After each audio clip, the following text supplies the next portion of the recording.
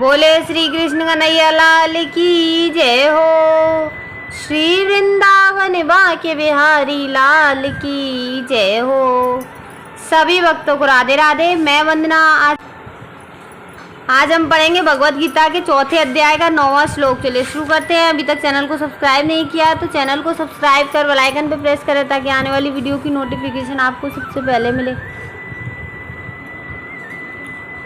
जन्म कर्म च मे दिव्यमेवं यो वेत्ति तत्त्वतः त्यक्त्वा देहं पुनर्जन्म नेति मामेति सो अर्जुन। हे अर्जुन, जो मेरे अभिभाव तथा कर्मों की दिव्य प्रकृति को जानता है, वह इस शरीर को छोड़ने पर इस भौतिक संसार में पुनः जन्म नहीं लेता, अपितु मेरे सनातन धाम को प्राप्त होता है। तात्पर्य 6ठे श्लोक में भगवान के दिव्य धाम से उनके अवतरण की व्याख्या हो चुकी है। जो मनुष्य भगवान के अभिभाव के सत्य को समझ लेता है, वह इन भवबंधन से मुक्त हो जाता है और इस शरीर को छोड़ते ही वह तुरंत भगवान के धाम को लौट जाता है। भवबंधन से जीव की ऐसी मुक्ति सरल नहीं होती।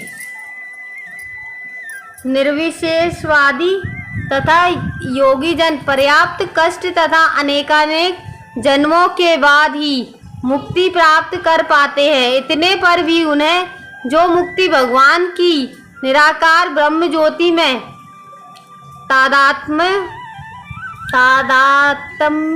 प्राप्त करने के रूप में मिलती है, वह आंशिक होती है और इस भौतिक संसार में लौट आने का भय बना रहता है। किंतु भगवान के शरीर की दिव्य प्रकृति तथा उसके कार्यकलापों को समझने मात्र से भक्त इस शरीर का अंत होने पर भगवत धाम को प्राप्त करता है और उसे इस संसार में लौट आने का भय नहीं रह जाता।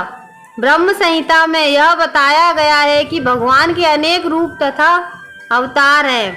अद्वैतम अच्युतम नादिम ननंतरूपम।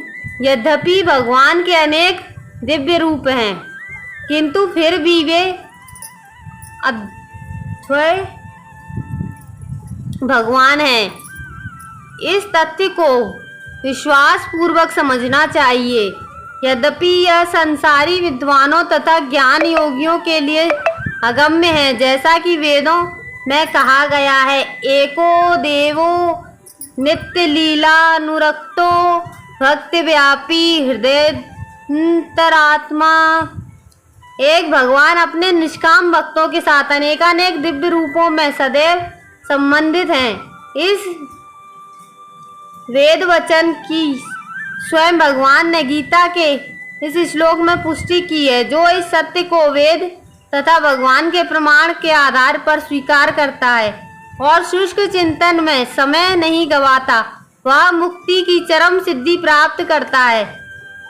इस सत्य को श्रद्धा पूर्वक स्वीकार करने से मनुष्य निश्चित रूप से मुक्ति लाभ कर सकता है। इस प्रसंग में वैदिक वाक्य तत्वमसि लागू होता है। जो कोई भगवान कृष्ण को परब्रह्म करके जानता है या उनसे यह कहता है कि आप वही परब्रह्म श्री भगवान हैं, वह निश्चित रूप से अविलंब मुक्त हो जाता है। फलस्वरूप उसे भगवान की दिव्य संगति की प्राप्ति निश्चित हो जाती है।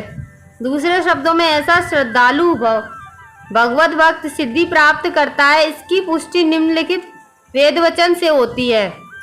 तमेव विद्धि त्वामि त्वाति मृत्युमेति नान्यः पंथा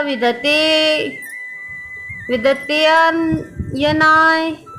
श्री भगवान, जो जान लेने से ही मनुष्य जन्म तथा मृत्यु से मुक्ति के पूर्ण अवस्था प्राप्त कर सकता है। इस सिद्धि को प्राप्त करने का कोई अन्य विकल्प नहीं है, इसका कोई विकल्प नहीं है। अर्थ यही है कि जो श्री कृष्ण को श्री भगवान के रूप में नहीं मानता वह अवश्य ही तमोगुणी है और मधुपात्र को केवल बाहर से चाटकर या भगवत गीता की विद्वत्ता पूर्ण संसारी विवेचना करके मोक्ष प्राप्त नहीं कर सकता। ऐसे शुष्क दार्शनिक भौतिक जगत में महत्वपूर्ण भूमिका निभाने वाले हो सकते हैं, किंतु वे मुक्ति के अधिकारी नहीं होते। ऐसे अभिमानी संसारी विद्वानों को भगवत भक्त की अहेतु की कृपा की प्रतीक्षा करनी पड़ती है। अतः मनुष्य को चाहिए कि श्रद्धा तथा ज्ञान के साथ कृष्ण भावनामृत का अनुशीलन करे और सिद्धि प्राप्त करने का यही उपाय है। कल पढ़ेंगे 10वां श्लोक।